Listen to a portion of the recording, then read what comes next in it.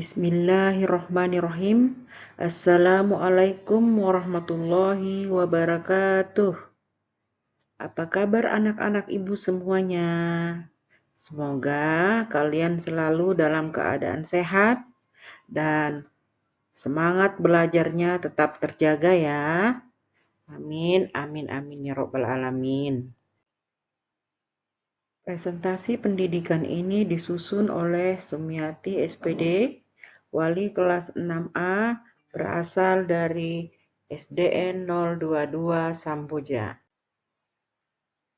Baiklah, izinkan saya pada kesempatan kali ini untuk menyampaikan pembelajaran di bab 2, cerita tentang Indonesia kita, topik kedatangan bangsa-bangsa asing di Indonesia, muatan pelajaran IPAS untuk kelas 6 SD pada kurikulum Merdeka.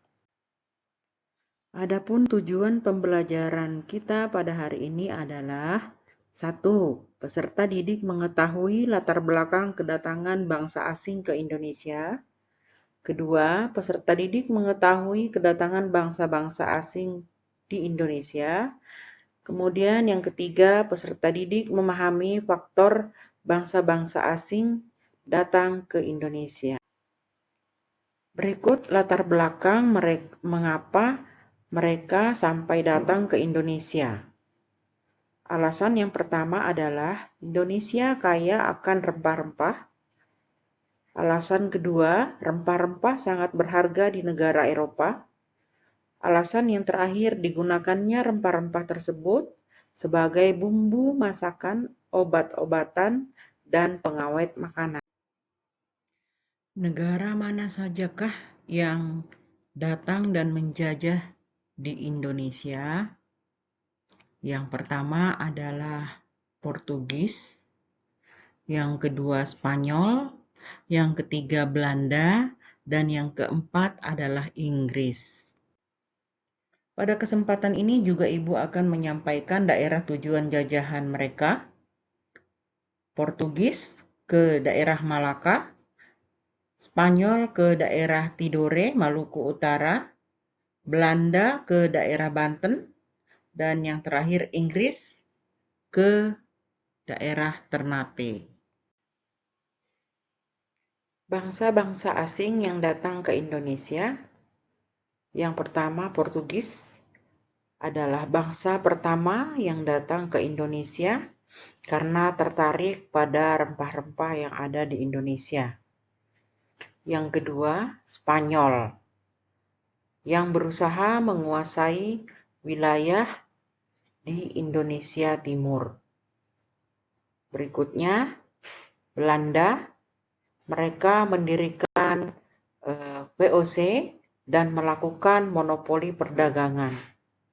Dan yang terakhir, Inggris datang ke Indonesia karena ingin bersaing dengan Belanda dalam memperebutkan kekuasaan di Indonesia.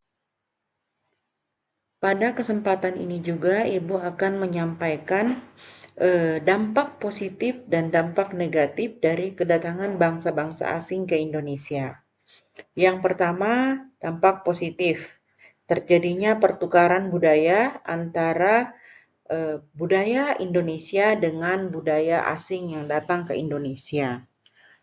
Yang kedua, masuknya teknologi baru ke Indonesia. Kemudian yang ketiga itu adalah berkembangnya perdagangan yang ada di Indonesia. Karena masuknya teknologi baru, otomatis perdagangan juga ikut berkembang dengan maju dan pesat. Kemudian ada dampak negatifnya juga. Dampak negatif yang pertama adalah penjajahan. Jadi mereka itu tidak hanya datang ke Indonesia bukan dengan tujuan hanya untuk berdagang saja. Mereka juga menjajah rakyat Indonesia. Ya, nanti akan kami sampaikan lebih lanjut lagi penjajahan seperti apa yang mereka lakukan ke rakyat Indonesia pada materi berikutnya. Dampak negatif yang kedua adalah eksploitasi sumber daya alam. Yang ketiga adalah perpecahan masyarakat. Jadi, sebagai pelajar, kita wajib mengetahui bagaimana keadaan bangsa Indonesia yang kita cintai ini sebelum kemerdekaan Republik Indonesia. Tepatnya sebelum proklamasi itu dibacakan oleh Bapak Proklamator Indonesia.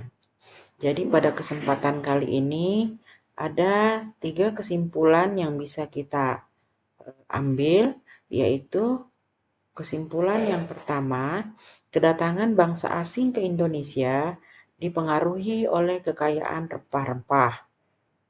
Kedua, dampak kedatangan bangsa asing bersifat positif dan negatif. Dan yang terakhir, kita harus belajar dari sejarah agar tidak mengulangi kesalahan yang sama. Jadi, kedatangan bangsa-bangsa asing ke Indonesia itu memiliki sejarah yang sangat panjang dan kompleks.